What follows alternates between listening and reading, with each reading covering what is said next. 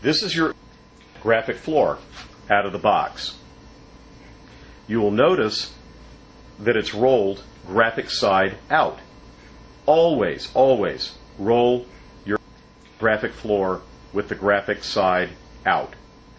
The fact that your graphic floor is rolled graphic side out presents a little bit of a challenge for you installing your graphic floor at your show. Here's your mat again out of the box. What you're going to do is just roll it out. At this point the graphic side will be down.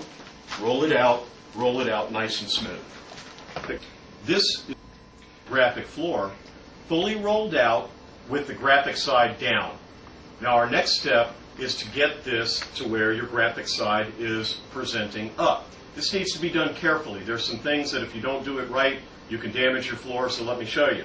Start at the center with where the reinforcement is. Step over the mat. Now one thing you want to avoid, don't pull up. Do you see how these corners go down? This can damage the mat, it can stress the seam. You want to stay low. That way the floor is always supporting the graphic floor. Now you're going to pull this back, basically just folding your floor in half. Now, graphic floor is folded in half again. Now this you can do from the back. Just push it along, push it along, push it along. Now, one more time. Fold over on itself, push forward. It's like you're folding it in half again.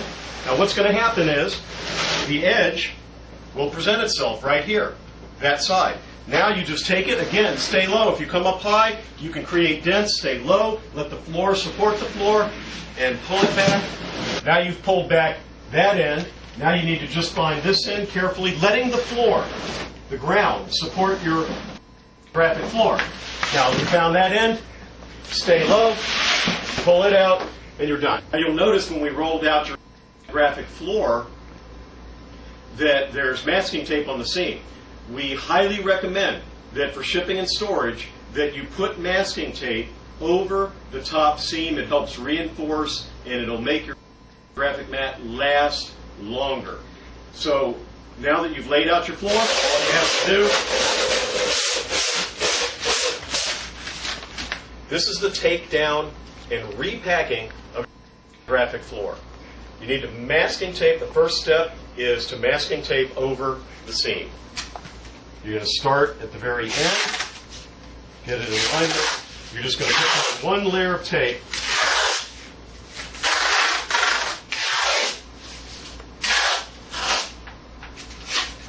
And that step of putting down the masking tape on the seam, as you can see, that took less than a minute. That was probably about 30 seconds time. But that step of putting down that tape will help add life to your graphic floor. So I highly advise that. Now for the takedown and repack of your graphic floor, I'm going to start at this end. Again, don't come up high to where the mat can fold on itself. Try to stay as low as possible.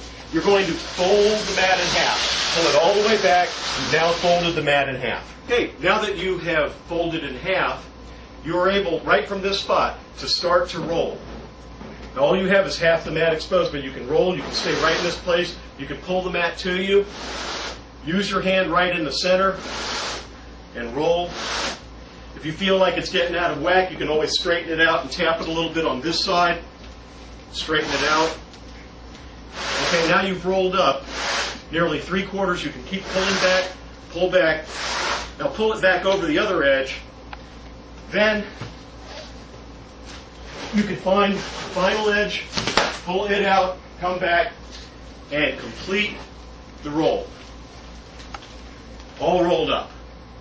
Now your graphic floor is rolled and it's ready to go into its tube. So you'll start at this end, lay the tube on the ground, and start it up in the tube, and then push it from the back into the tube. Once your graphic floor is in the tube, you can unfurl and allow the floor to expand within the tube. You do need to put bubble wrap on either end to protect the edges. This is whether you put it into a tube or whether you put it into a hard shell case.